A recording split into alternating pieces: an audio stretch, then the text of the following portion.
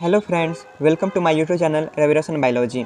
इस वीडियो में हम जो है सो आज एनएम का जो वैकेंसी बिहार में आया है 10,709 जो वैकेंसी है उससे रिलेटेड उसका जो एग्ज़ाम होना है सीवीटी बेस्ड एग्ज़ाम होना है, कंप्यूटर बेस्ड टेस्ट होगा उसका।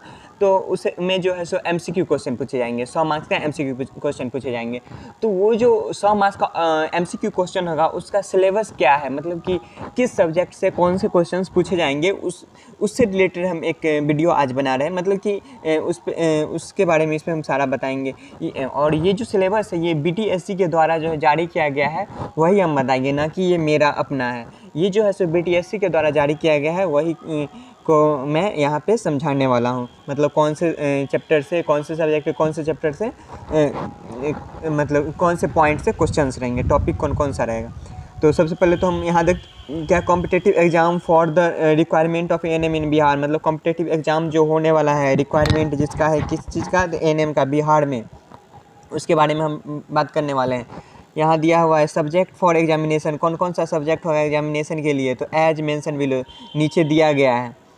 फिर नेक्स्ट है सिलेबस, इसका सिलेबस क्या होगा तो ये भी आउटलाइन बिलो, ये भी नीचे दिया गया है। नेक्स्ट हम बात करते हैं फुल मार्क्स, इसके लिए जो है सो फुल मार्क्स कितना होगा फॉर रिटन एग्जामिनेशन, मतलब कि इसमें जो है सो इसका फुल मार्क्स कितना का होगा तो 60 नंबर का, मतलब कि वो उसका 60 नंबर रहेगा उसका जो एमसीक्यू से आएगा सीबीटी एग्ज़ाम के बेसिस पे आएगा सो।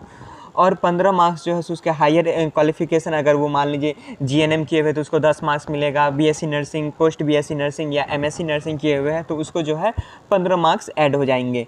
और अगर वो जो है सो ईयर ऑफ एक्सपीरियंस, अगर उसको हॉस्पिटल में किसी सरकारी या प्राइवेट नॉन गवर्नमेंट कोई भी हॉस्पिटल में काम करने का एक्सपीरियंस होगा, जितने साल का एक्सपीरियंस होगा उतना 5 मार्क्स जुड़ जाएगा। अगर 1 साल का एक्सपीरियंस होगा तो 5 मार्क्स मिलेगा, 2 साल का एक्सपीरियंस होगा तो 10 मार्क्स मिलेगा। तो इस तरह से मान लीजिए यहाँ पे अगर ये 60 मार्क्स भी उन्हीं को मिलेंगे जो ऑब्जेक्टिव जो मतलब 100 मार्क्स का होगा, 100 में 100 लाएंगे। अगर उनको 100 मार्क्स आ जाता है, 100 में 100 आ जाता है तो उसको जो है सो 0.6 से क्या कर दिया जाएगा, मल्टीप्लाई कर दिया जाएगा। तो हमारा कितना निकल के आता है, 60 निकल के आता है। और जो है फिर 15 मार्क्स हायर क्वालिफिकेशन के लिए ऐड होगा। और फिर अगर 5 साल वो, अगर मान लीजिए जिसका 5 साल पहले ही एएनएम का कोर्स कंप्लीट हो गया हो या जीएनएम का कोर्स कंप्लीट हो गया हो, तो उसके बाद अगर उसके पास एक्सपीरियंस हो 5 साल कहीं भी किसी भी हॉस्पिटल में ड्यूटी करने का, तो वो जो है सो थी 5 अंक प्रति साल के हिसाब से 5 साल तक में जो है सो 25 अंक ले सकते हैं। इस हिसाब से जो है टोटल मार्क्स कितना हो जाएगा, 60, 15 और 25, 100 मार्क्स उसका पुट जाएगा। तो इस तरह से जो है इसका क्या होने वाला है, मतलब कि मार्किंग होने वाला है, कैसे मार्क्स मिलेगा वो। नेक्स्ट है टाइप ऑफ क्वेश्चंस, किस टाइप का क्वेश्चन होगा तो ऑब्जेक्टिव होगा, मतलब मल्टीपल चॉइस क्वेश्चन होगा with single best response type, मतलब कि इसमें हर एक क्वेश्चन का 1 नंबर मिलेगा। नेक्स्ट ड्यूरेशन ऑफ एग्जामिनेशन, इसका जो ड्यूरेशन होगा वो कितना होगा तो यहाँ दिया है to be decided by commission will depend upon number of question, मतलब यहाँ दिया है कि कमीशन जो इसका मतलब कि इसको जो कंडक्ट करवाएगा एग्जाम जो कंडक्ट करवाएगा परीक्षा, उसके द्वारा ये उसके ऊपर डिपेंड करता है कि कितना क्वेश्चन आएगा उसके ऊपर वो मतलब बताएंगे। लेकिन हमने एक जगह देखा था, वहाँ दिया हुआ था कि 2 घंटे का इसका जो सीबीटी एग्ज़ाम होगा वो 2 घंटे का हो सकता है, 2 घंटे का होगा। अब हम आ जाते हैं जो हमारा आज का टॉपिक है वो कौन सा है, कौन कौन से सब्जेक्ट से ये क्वेश्चंस पूछेगा। तो सब्जेक्ट में देखिए पहला सब्जेक्ट क्या दिया है, हेल्थ प्रमोशन से पूछेगा। बी नंबर दूसरा हो गया चिल्ड्रेन हेल्थ नर्सिंग हो गया। थर्ड हो गया कम्युनिटी हेल्थ नर्सिंग से पूछेगा। फोर्थ है हमारा क्या, प्राइमरी हेल्थ केयर नर्सिंग से पूछेगा, जिसमें prevention of various disease and health restoration, मतलब प्राइमरी हेल्थ केयर नर्सिंग जो होगा उसमें जो है सो अलग अलग डिजीज से प्रिवेंशन और हेल्थ का रिस्टोरेशन, मतलब कि हेल्थ को कैसे रिस्टोर कर सकते हैं इसके बारे में पूछ सकता है। नेक्स्ट है 5 नंबर क्या है मिडवाइफरी से पूछेगा। और 6 नंबर क्या है हेल्थ केयर मैनेजमेंट।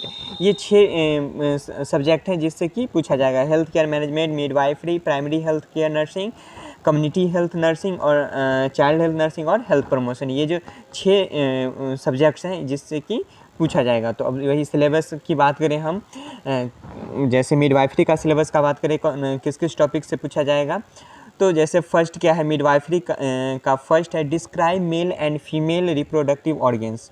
इसमें क्या है कि मेल और फीमेल रिप्रोडक्टिव ऑर्गेन्स जो है उसको कह रहा है क्या, डिस्क्राइब करने को, मतलब कि डिस्क्राइब करने का जो है इसमें से क्वेश्चंस पूछ सकता है। नेक्स्ट है सेकंड नंबर क्या है, explain process of conception and foetal development. ये जो प्रोसेस होता है कंसेप्शन का मतलब कि ये जो गर्भधारण होता है वो, और फीटल का डेवलपमेंट जो होता है भ्रूण के अंदर जो होता है उसके बारे में एक्सप्लेन करने को कह सकता है, इससे रिलेटेड क्वेश्चन रह सकता है। नेक्स्ट है थर्ड पॉइंट क्या है मिडवाइफरी का, describe female pelvis and the muscles. क्या है, describe female pelvis and the muscles involved in delivery of foetus. क्या दिया है कि फीमेल पेल्विस को डिस्क्राइब करना, मतलब कि उसमें जो फीमेल पेल्विस का जो बोन पाया जाता है उसमें ब्रीम पाया जाता है, and the muscles involve in the delivery of foetus, और जो है कौन कौन सा मसल्स जो है फीटस का डिलीवरी जो होता है उस समय कौन कौन से मसल्स जो है सो रिस्पॉन्सिबल होते हैं, कौन कौन से अपना मतलब कि उसमें योगदान देते हैं, इन्वॉल्व रहते हैं, मिले रहते हैं उसको डिलीवरी करवाने में, बच्चे का डिलीवरी करवाने में, नॉर्मल डिलीवरी करवाने में, मतलब भेजाने के थ्रू जो होता है उसमें। नेक्स्ट है conduct normal delivery and provide care to the, और नॉर्मल डिलीवरी कैसे होता है और उसको जो है और न्यू बॉर्न को क्या केयर प्रोवाइड किया जाएगा, इससे क्वेश्चन, इस टॉपिक से क्वेश्चन पूछा जा सकता है। नेक्स्ट पॉइंट क्या है, provide care to pregnant mother during ante intra and post natal period at home and hospital. और प्रेग्नेंट मदर जो होती है उनको जो है सो ante natal care, intranatal care और पोस्ट नेटल पीरियड में जो है उसको होम घर पे और हॉस्पिटल पे केयर प्रोवाइड करने के बारे में पूछ सकता है कि मतलब कैसे उसको केयर प्रोवाइड करेंगे जब जो है सो वो इंट्रानेट मतलब कि प्रसव पूर्व, प्रसव के दौरान और प्रसव के बाद, ये तीनों अवस्था में जो है उसके घर पे और हॉस्पिटल में क्या केयर देंगे, कैसे केयर प्रोवाइड किया जाएगा उसके बारे में पूछ सकता है। नेक्स्ट है provide need based counselling to the mother.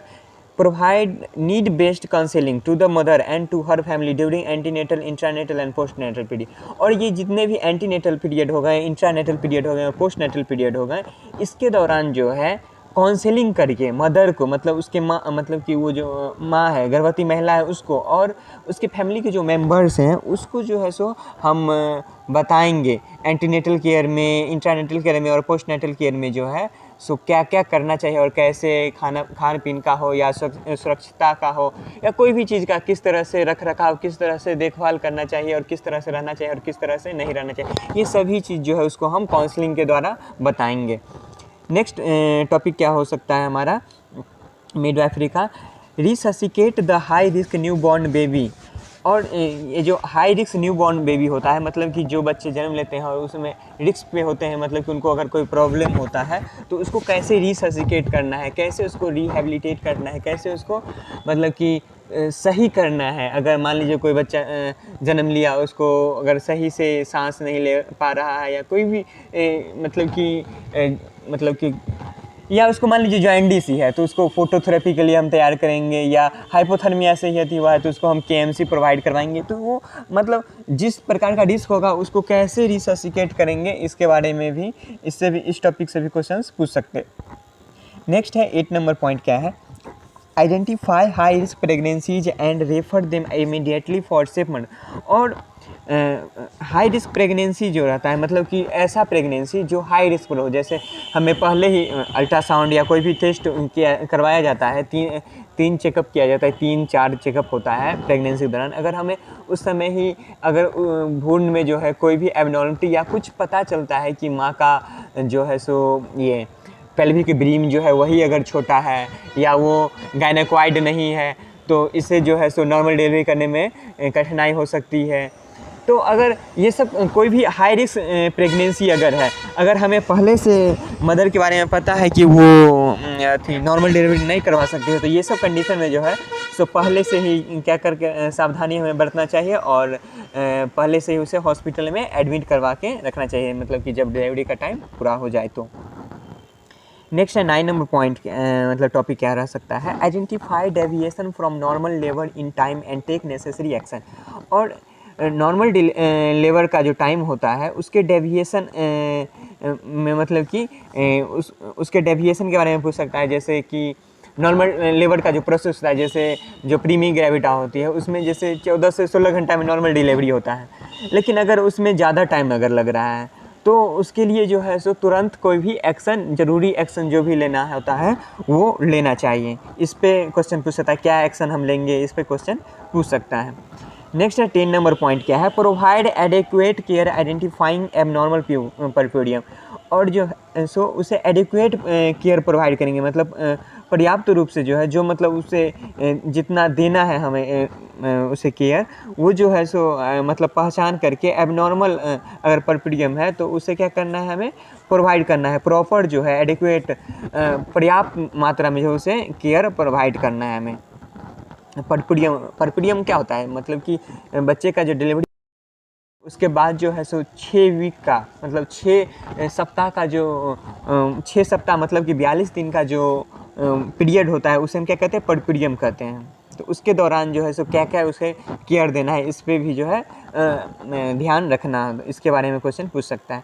Next है 11 नंबर पॉइंट क्या है, administer the drug as per the protocol. और उसे जो है सो ड्रग जो भी हम प्रोवाइड करेंगे वो एज अ प्रोटोकॉल के मतलब कि जो हमें इंस्ट्रक्ट होगा, इससे रिलेटेड भी हमें क्वेश्चन पूछ सकता है कि कौन कौन सा ड्रग, मतलब प्रोटोकॉल में कौन सा ड्रग्स होता है, क्या एडमिनिस्टर करते हैं, ये टॉपिक से भी क्वेश्चंस आ सकते हैं।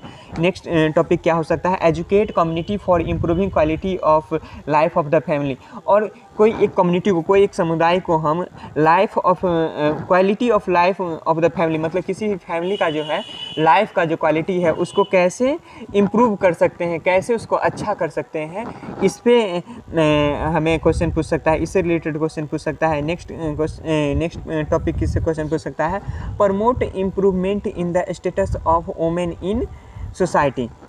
प्रमोट इम्प्रूवमेंट मतलब कि promote improvement in the status of women in society. और किसी भी वोमेन का जो, किसी भी महिला का जो है सो उसका इम्प्रूवमेंट स्टेटस जो है कैसे प्रमोट हुआ, कैसे उसका विस्तार होगा, इसके बारे में मतलब इससे रिलेटेड क्वेश्चन पूछ सकता है।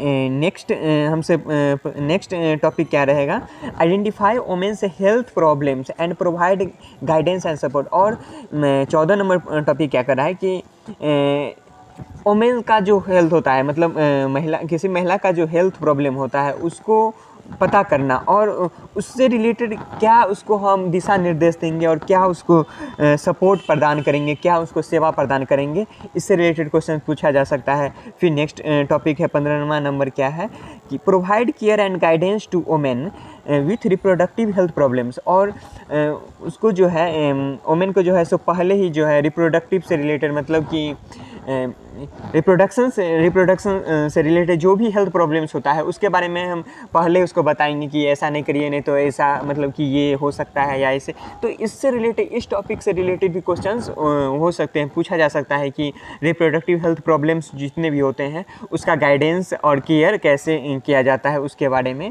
क्वेश्चंस पूछ सकता है। नेक्स्ट है 16 नंबर क्या है, participate in reproductive health and family welfare programme. और पार्टिसिपेट मतलब कि reproductive health and family welfare programmes जो होते हैं उसमें पार्टिसिपेट जो हम लोग करते हैं, या उसमें क्या पार्टिसिपेट हम लोग करता है, इससे रिलेटेड भी क्वेश्चंस पूछ सकता है। ये हमारा तो इतना मतलब 16 टॉपिक था, मिडवाइफरी से रिलेटेड था। अब हम नेक्स्ट प्राइमरी हेल्थ केयर से रिलेटेड जो है सो टॉपिक देखेंगे। प्राइमरी हेल्थ केयर जो हमारा सब्जेक्ट है, इससे रिलेटेड क्या क्या क्वेश्चंस पूछ सकते हैं। तो जैसे फर्स्ट है क्या, explain concept of infection and causation of disease. मतलब कि कोई भी इन्फेक्शन जो होता है उसका कंसेप्ट और कैसे वो काउज किया है वो डिजीज, इससे रिलेटेड क्वेश्चंस हो सकते हैं। सेकंड है describe body defence mechanism and development of immunity against disease. यह क्वेश्चन हो सकता है कि बॉडी का डिफेंस मैकेनिज्म जो होता है वो उसको डिस्क्राइब करने से related, and development of immunity against disease. और किसी भी डिजीज़ के अगेंस्ट जो है इम्यूनिटी का डेवलपमेंट कैसे होता है, इससे रिलेटेड क्वेश्चंस पूछ सकता है। थर्ड क्वेश्चन क्या हो सकता है, थर्ड पॉइंट क्या है इसका टॉपिक, परफॉर्म इम्यूनाइजेशन इफेक्टिवली, और इम्यूनाइजेशन को इफेक्टिवली जो है मतलब कि प्रभावी रूप से कैसे परफॉर्म किया जाता है, इससे क्वेश्चंस हो सकते हैं। Next, describe different method of disinfection and sterilisation. Disinfection मतलब कि कीटाणु विसंक्रमण और स्टरलाइजेशन का जो मेथड होता है, इसका डिफरेंट अलग अलग जो मेथड्स होता है, इसके जो डिस्क्राइब होते हैं, इससे रिलेटेड क्वेश्चंस आ सकते हैं। नेक्स्ट क्या हो सकते हैं, describe common communicable disease and there management.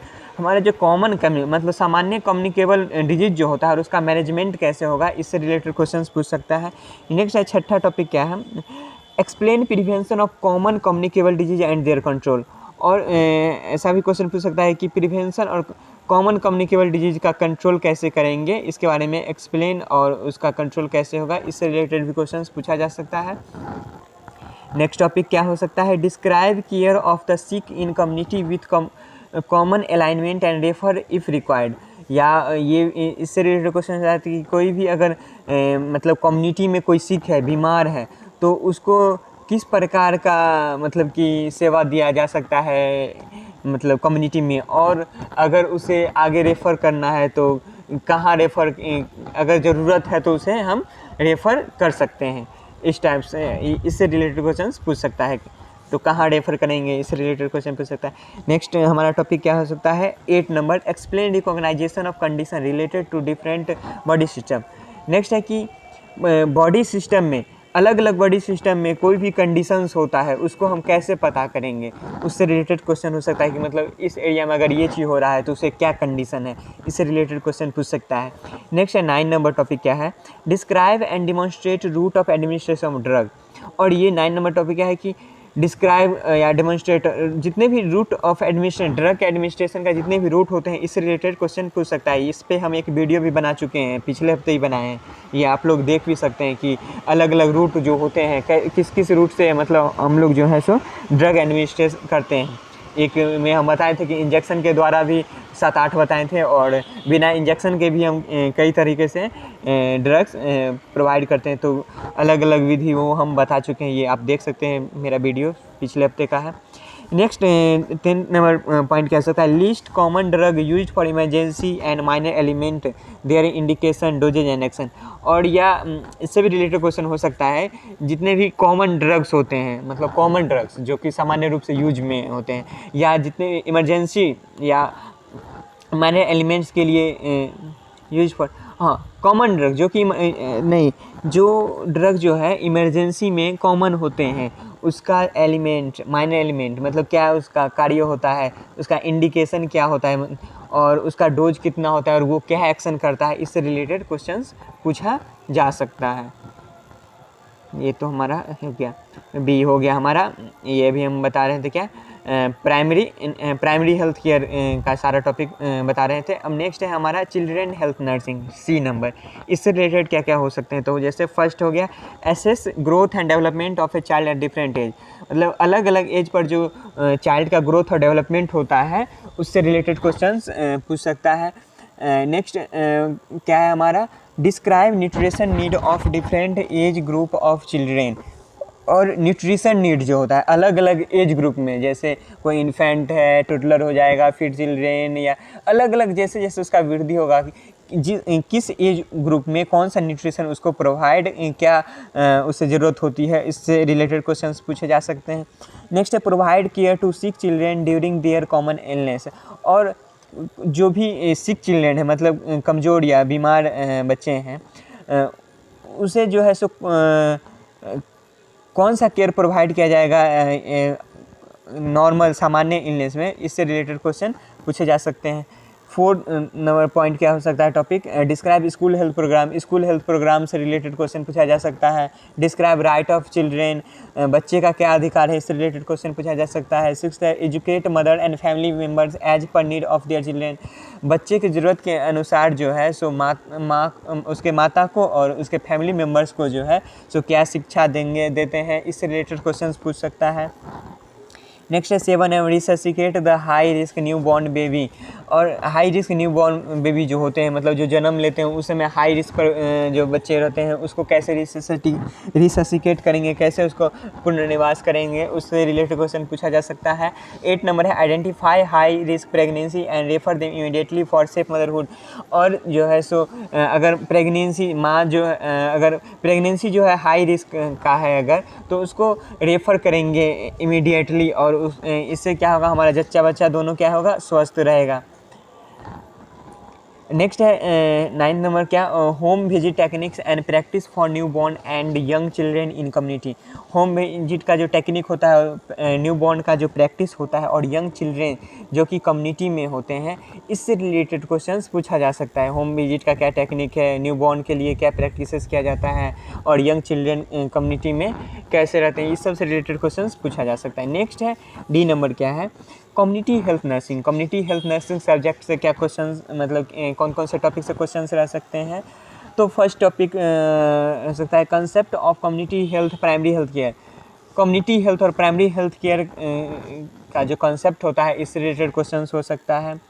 Second point है health policies plans and programme of the community. जितने भी हेल्थ पॉलिसी हैं, प्लान है, प्रोग्राम है कंट्री में, मतलब हमारे देश में, इंडिया में, इससे रिलेटेड क्वेश्चन रह सकते हैं। थर्ड है द कंसेप्ट कम्युनिटी। कम्युनिटी का जो कंसेप्ट है, इससे रिलेटेड क्वेश्चन रहेंगे। फोर्थ है the role of the health team. Health team का क्या रोल होता है, इससे रिलेटेड क्वेश्चन रहेंगे। Home visit techniques and practice in the community. Home visit का क्या टेक्निक होता है, इससे इसका क्या प्रैक्टिस, कैसे कार्य किया करता है कम्युनिटी में, इससे रिलेटेड क्वेश्चंस हो सकते हैं। सिक्स है structure function characteristics and administrative setup of a community. Community का जो क्या स्ट्रक्चर होता है, क्या फंक्शन होता है, क्या कैरेक्टरिस्टिक्स होता है, और क्या एडमिनिस्ट्रेटिव सेटअप होता है इसका, मतलब प्रशासनिक क्या सेटअप वहाँ का होता है, इससे रिलेटेड क्वेश्चंस पूछे जा सकते हैं। 7 पॉइंट है to identify leader resources persons community based organisation NGO and local resources. और जो है जिस एरिया में अगर है किसी भी एरिया का, वहाँ का जो है सो कोई भी एरिया ले लें, और उस एरिया में कौन सा मतलब NGO चलता है, या कौन सा ऑर्गेनाइजेशन वर्क करता है, इससे रिलेटेड वहाँ का जानकारी लेने से रिलेटेड क्वेश्चंस पूछा जा सकता है। नेक्स्ट है 8 number point community health need and problems. Community health का क्या नीड्स है और उससे रिलेटेड क्या प्रॉब्लम्स होते हैं, इससे क्वेश्चंस पूछे जा सकते हैं। 9th है concept and method of communication for health information. Health information जो होता है, method of communication of health information, मतलब कि हेल्थ इंफॉर्मेशन का जो कम्युनिकेशन होता है, उसका कंसेप्ट और मेथड क्या होता है, इससे रिलेटेड क्वेश्चंस पूछे जा सकते हैं। नेक्स्ट है 10th number the purpose principle and method of health counselling. Purpose principle और मेथड क्या होगा हेल्थ काउंसलिंग का, इससे रिलेटेड भी क्वेश्चंस पूछे जा सकते हैं। ये सब पॉइंट है जिससे कुछ ना कुछ जो है अगर ऑब्जेक्टिव पूछा जाता है, तो ये जितने भी हम टॉपिक बता रहे हैं, इससे मतलब क्वेश्चन जो है छांट के MCQ जो होते हैं, वो छांट के आपको दिए जाएंगे एग्ज़ाम में। ये जो है सो मैं खुद नहीं बनाया हूँ, ये जो है सो BTSC के द्वारा क्या किया गया है, जारी किया गया है। अब नेक्स्ट है E नंबर क्या है, हेल्थ केयर मैनेजमेंट। ये हमारा नेक्स्ट सब्जेक्ट, इससे रिलेटेड क्या क्या टॉपिक से क्वेश्चन हो सकते हैं। तो जैसे फर्स्ट है to organise sub centre and clinic to carry out schedule activity.